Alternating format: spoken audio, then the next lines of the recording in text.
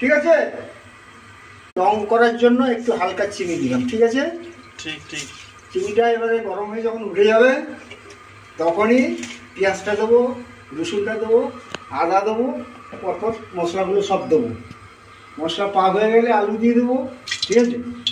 এবারে পেঁয়াজ আর রসুন দিয়ে দেবো, ঠিক আছে।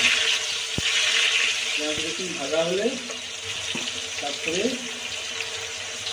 লঙ্কা, হলুদ, টমেটো, আদা পরপর করে সব দেবো। হ্যাঁ, পরপর করে দেবে, এইগুলো ভাজা হয়ে যাবে যখন তারপরে আলুটা তুলে দেবো। আলুটা তারপরে লঙ্কা যাওয়ার পরে এটাকে দিয়ে দেবো, ঠিক আছে। ঠিক আছে,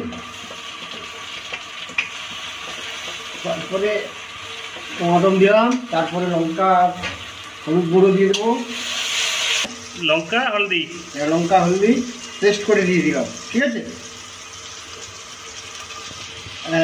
এবারে নাড়তে থাকলাম লাল হয়েছে।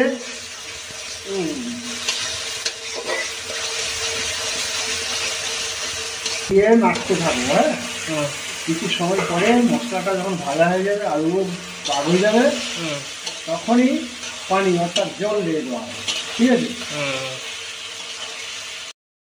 মশলা পাক হয়ে গেছে, আলু হয়ে গেছে, এটা পাতলা ঝোল, মোটা ঝোল নয়, এটা পাতলা ঝোল, ঠিক আছে। এইবারে হয়ে গেছে মশলা পাক।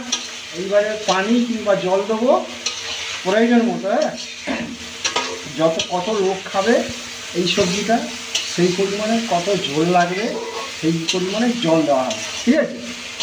জলটা যখন ফুটে যাবে তখনই ভাজা মাছগুলো আস্তে আস্তে করে দিয়ে দেবো। দিয়ে দিলে তারপরে একটা দুটো ফুটে যাবে, তারপরে ঝোলটাকে আস্তে করে নামিয়ে রেখে ব্যাস। তারপরে গরম মশলা, জিরে গুঁড়ো, হ্যান্ড করে জল দিয়ে দিলাম, ঠিক আছে। 2 মগ জল দেবো। আমাদের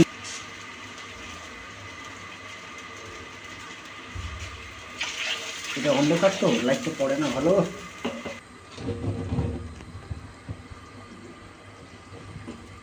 দিয়ে দিলাম, মানে একটু তাড়াতাড়ি কাজ আছে বলে এই জন্য তাড়াতাড়ি করে মাছটা দিয়ে দিলাম। একটা ফুট নেবে, ফুট নেওয়ার পর নুনটা টেস্ট করে দেখে বন্ধ করে দেবো, ঠিক আছে।